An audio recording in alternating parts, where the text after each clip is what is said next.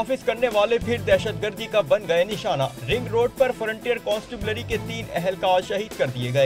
FC के district officer अमीर बादशाह 2 मुहाफिजों के साथ सिंगल केबिन गाड़ी में पतंग चौक से गुजर रहे थे। ताक में लगे हमलावरों ने वहीं घेर लिया। 3 मोटरसाइकिलों पर सवार मुल्जिमान ने फायर खोले और अहलकारों को गोलियों से छलनी कर दिया। एक अहलकार मौके पर दम तोड़ गया। 2 ने अस्पताल में जामे शहादत नोश किया। वाक़े के बाद सीसीपीओ मुबारक देव मौके पर पहुँच गए। बताया कि दहशतगर्दी के बावजूद फोर्सेस का मोराल कम नहीं होगा। हमारे हौसले बुलंद है। पुलिस दीगर लाइन फोर्सिंग एजेंसीज इनके खिलाफ अपना फाइट जारी रखेंगे।